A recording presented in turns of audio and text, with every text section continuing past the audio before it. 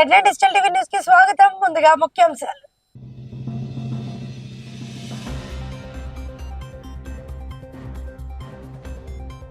నాకు అర్థం కాలేదు వ్యాఖ్యపై మాజీ మంత్రి అంబటి రాంబాబు విమర్శలు.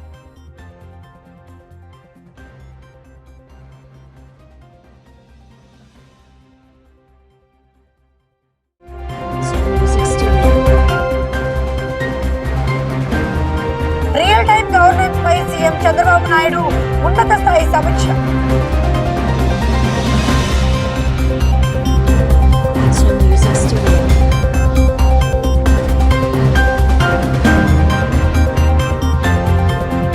షాబాద్ 6 హత్యల కేసు నిందితుడిని మృతదేహం వద్ద సోదరి భావోద్వేగ వ్యాఖ్యలు.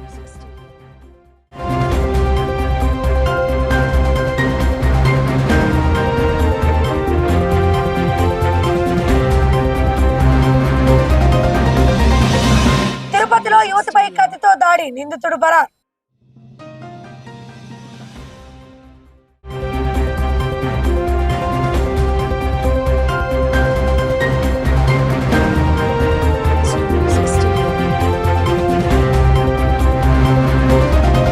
ప్రభుత్వ పాఠశాలల పరిరక్షణ కోసం కలెక్టరేట్ ఎదుట విద్యార్థుల నిరసన.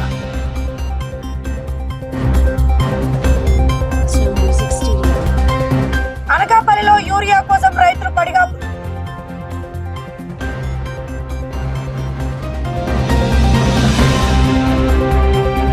నాకు అర్థం కాలేదు కాబట్టి అనే ఒక వ్యాఖ్యతోనే గత 5 ఏళ్ల పాలన లోతు బయటపడిందని మాజీ మంత్రి అంబటి రాంబాబు విమర్శించారు.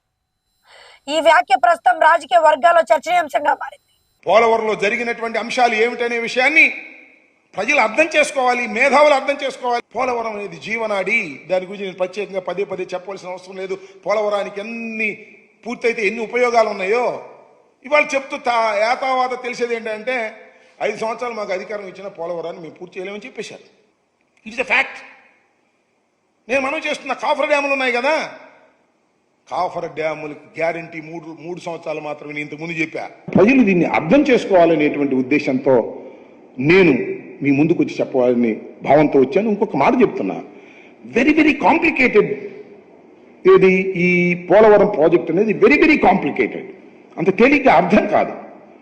ఏంటి అంత అర్థం కాదని గట్టిగా చెబుతున్నారంటే నాకు అర్థం కాలేదు కాబట్టి.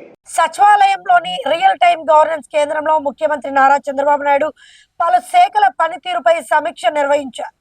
దేవాదాయ శాఖ, రోడ్లు భవనాల శాఖ, ఏపీఎస్ ఆర్టీసీ, రవాణా, అగ్నిమాపక శాఖలు అందిస్తున్న సేవలతో పాటు రాష్ట్రంలో యూరియా లభ్యతపై అధికారులతో చర్చించారు. ఈ సమావేశానికి సిఎస్ సాయి ప్రసాద్, డీజీపీ హరీష్ కుమార్ గుప్తా, ఆయా శాఖల ఉన్నత అధికారులు హాజరయ్యారు.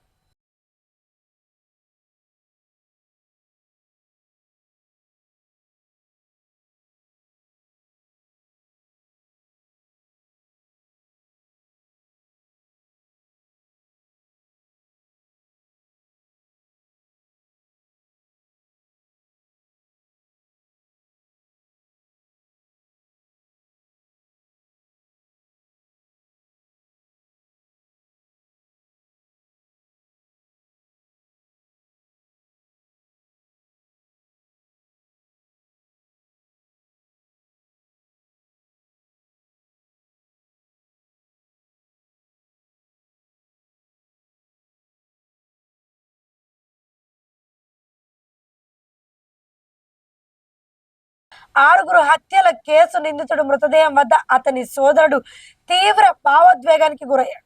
వాడిని ఎన్కౌంటర్ చేసి చంపేయాల్సింది. ఇలా ప్రశాంతంగా చనిపోయే అవకాశం ఎందుకు ఇచ్చారు అంటూ ఆవేదన వ్యక్తం చేశారు.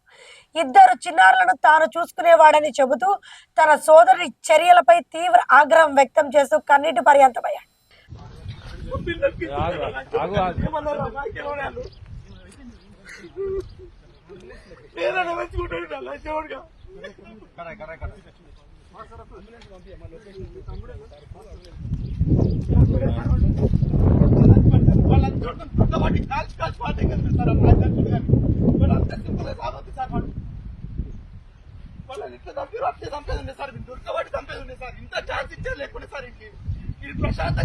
టెంపుల్ సిటీ తిరుపతిలో దారుణ ఘటన చోటు చేసుకుంది.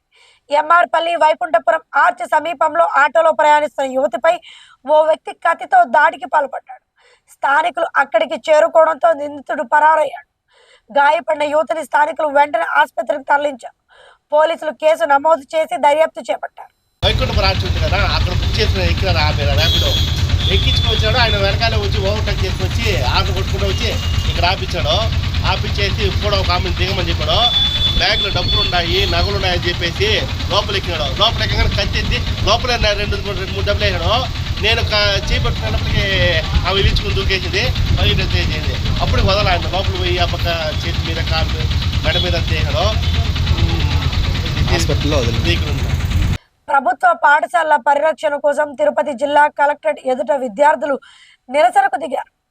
కేవీబీపురం మండలంలోని గురుకుల కండ్రిగ బంగారమ్మ కండ్రిగ పాతపాలెం ప్రభుత్వ పాఠశాల విద్యార్థులు తమ పాఠశాలలోనే 3, 4, 5 తరగతులను కొనసాగించాలని డిమాండ్ చేశారు.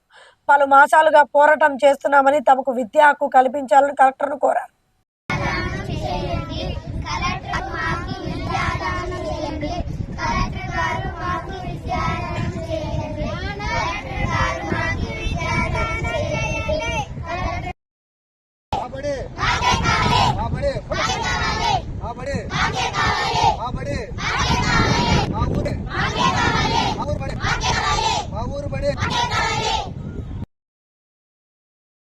యూరియా కొరతతో రైతులు తీవ్ర ఇబ్బందులు ఎదుర్కొంటున్నారు.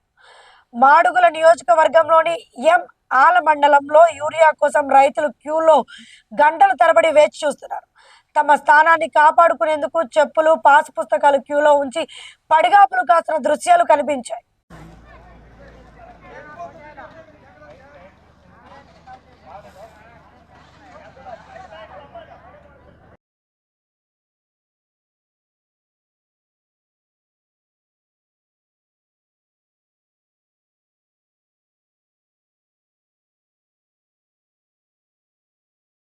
ఈ వార్తలు ఇంతటితో సమాప్తం. చూస్తున్నాండి Z9 డిజిటల్ టీవీ.